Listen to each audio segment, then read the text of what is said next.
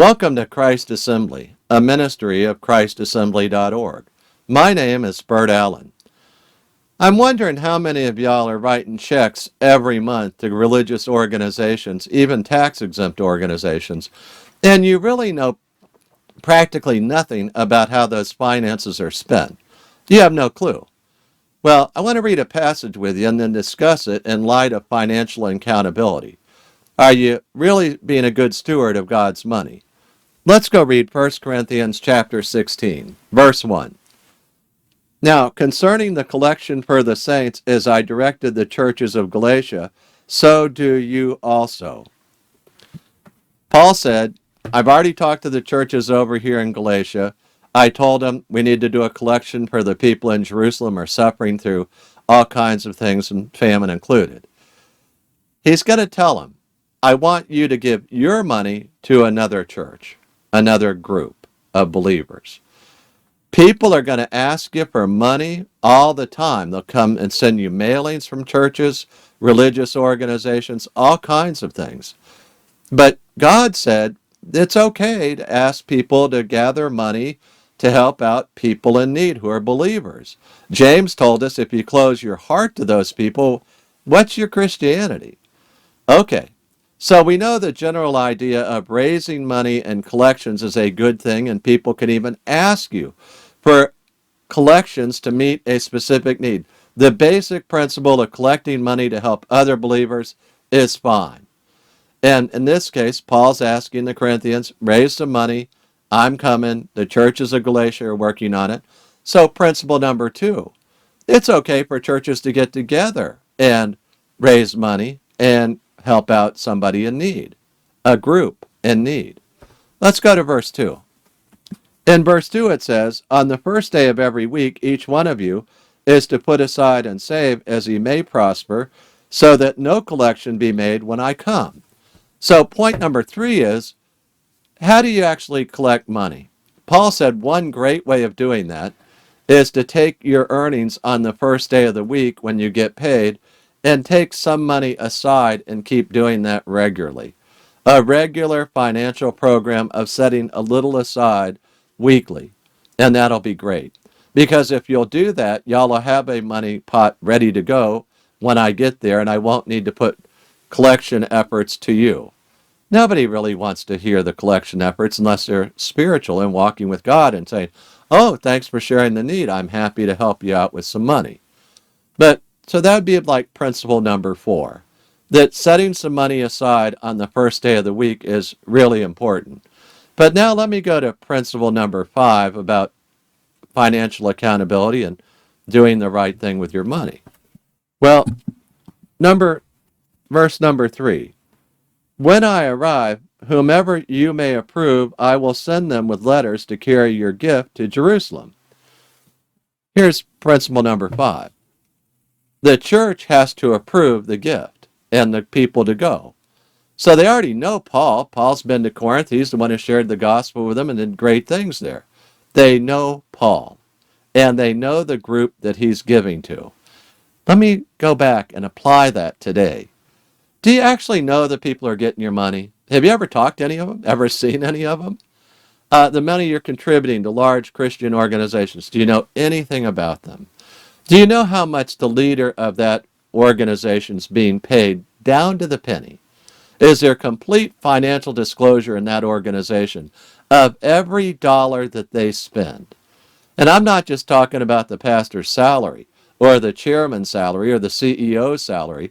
I want to know his entire benefits. I want to know all the travel, food, everything. Where's the money going? And how much of it is spent on raising more money? In other words, if they won't give you a precise, detailed accounting of every penny that they're spending, then it's time to find another group. And that could be your home church. They won't tell you. They said, oh, that's confidential. And you go, well, okay, if y'all want to keep it that way, but God wants me to be a steward of his money and make sure that every penny of that money is well spent. So whether it's a gift overseas or a gift locally. Let me go to missionaries for a minute. If you're sending money off to missionaries, do you know if they're Trinitarians? if they actually believe in the Trinity, the Father, Son, Holy Spirit?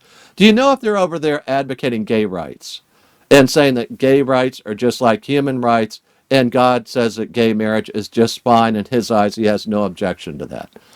Or are they over there acting like Marxists and saying we need to overthrow this government and they're working with groups who want to overthrow the government? On and on. Do you know anything about the missionaries you're supporting? You ever talked to them, ever met them? Oh, no, we have a collective program. No, even in a nice collective denominational setting, that money's still ending up in missionaries. And you can find out, well, where is my money going? And what are my missionaries like? Or what are the people up there at the top of the denomination doing? How much are they getting paid? In other words, wherever you're sending the money, whether it's to a large group, individuals, or both, do you have complete financial accountability about every penny that's being spent there? Every penny. And a complete breakdown. Not just salaries. Whose salary? How much? Total compensation for that person. On and on. You want to know all the details because you need to know who they are. Because they knew at Corinth who Paul was and what he's going to do with the money. Every penny of it. Notice the number 6 principle here, if I've got the numbering right, is that people are going to be approved to go with Paul. Do people have a problem when you want to ask your auditor to look over their books and see what's going on, what happened to the contributions? Is that okay?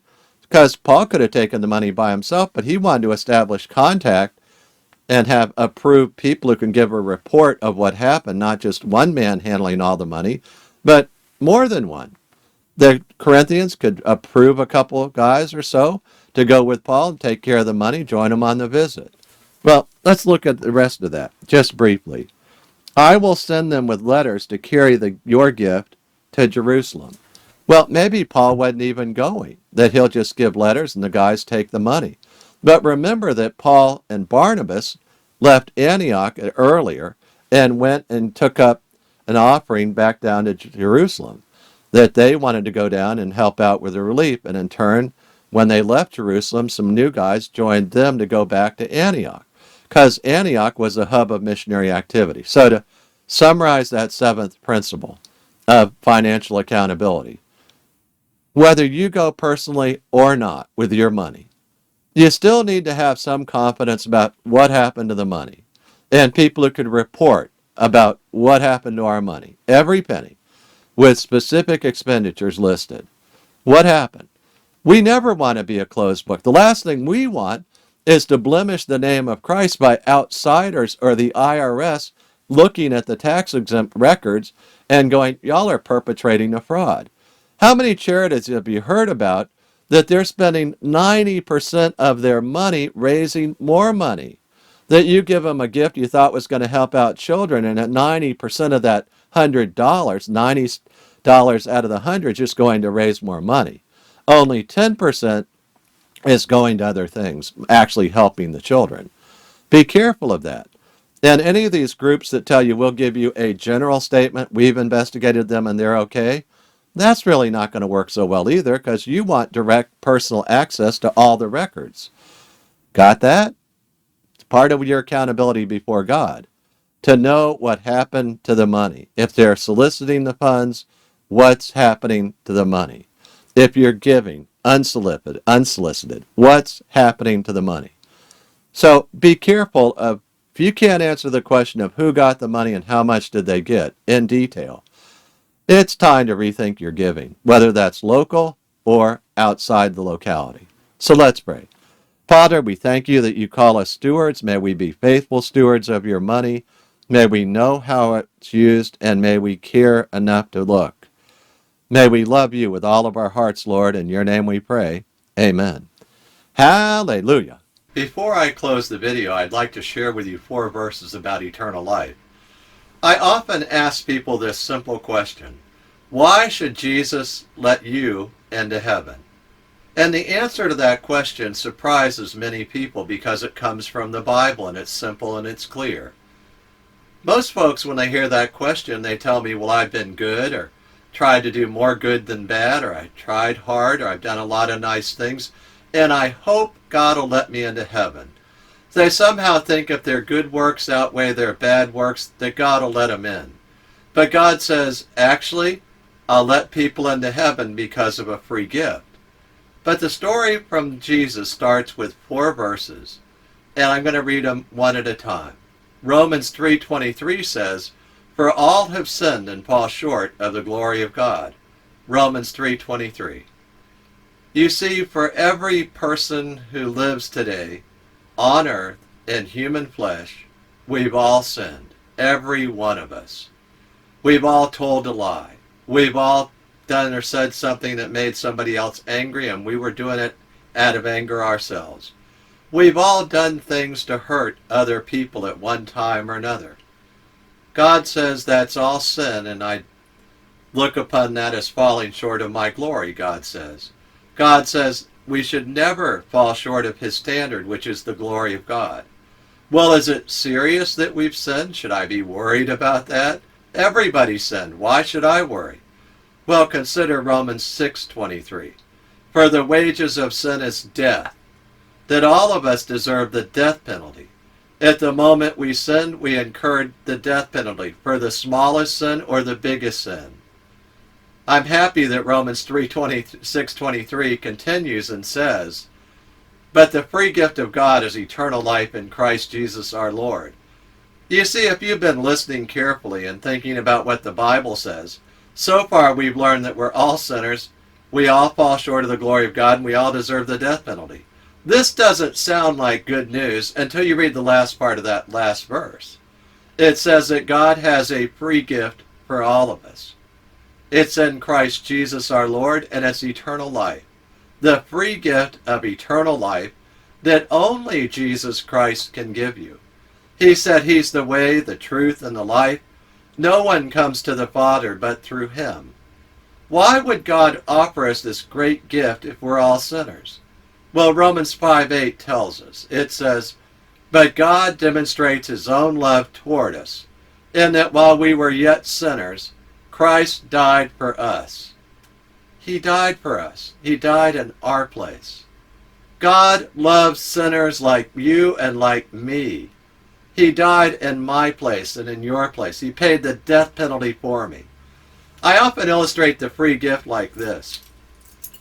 That I have this old Nissan truck. It has 285,000 miles on it. It's not that great a truck. It sits at the beach every day. But I illustrate the point this way. I hold up the keys to my truck and I say, I'm going to make you a symbolic gift of my truck.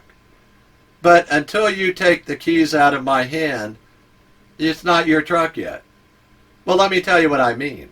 A lot of people have been going to church for years. They know all about Jesus. They can quote verses about Jesus. But they know in their heart that they're not quite right with God. And there's never been a day in their life where they've been born again and they know it. You see, they're just staring at the keys in God's hand, and he's offering you the free gift today of saying, reach out by faith and receive that free gift and take it into your heart today. Receive the free gift. Okay, how do we do that? Well, Romans 10:9 tells us how to do that. It says that if you confess with your mouth Jesus is Lord and believe in your heart that God raised him from the dead, you will be saved. And he means saved from the death penalty, eternal destruction. So we can receive that free gift right now by faith, and we can pray a prayer together. I urge you to pray with me. I'm going to pray it right now. Lord Jesus, I thank you that you love me. I confess that I am a sinner and I fall short of the glory of God. I confess too that I deserve the wages of sin, which is death. But Lord, you offer me the free gift of eternal life in Christ Jesus our Lord. I accept that free gift right now. I believe that you love me and that God died on the cross for me, that Jesus Christ is God, and he died on the cross for me. You paid the death penalty for me, Lord Jesus. Thank you so much. I confess with my mouth Jesus is Lord, and I believe in my heart that God raised him from the dead. I repent of my sins, And I accept that free gift, Lord. Thank you so much that you have forgiven me. In your name I pray. Amen. Now, if you prayed that prayer with me, I'd love you to send me an email and we'll rejoice together. Send me the email at friend@christassembly.org. That's friend@christassembly.org. I look forward to hearing from you. Hallelujah.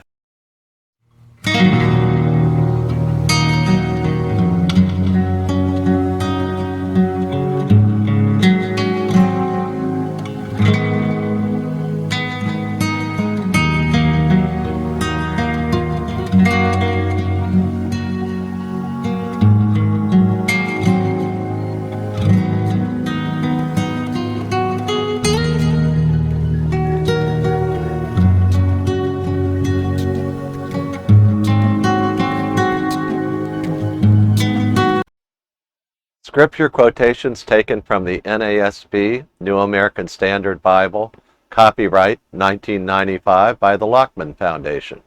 Used by permission, all rights reserved.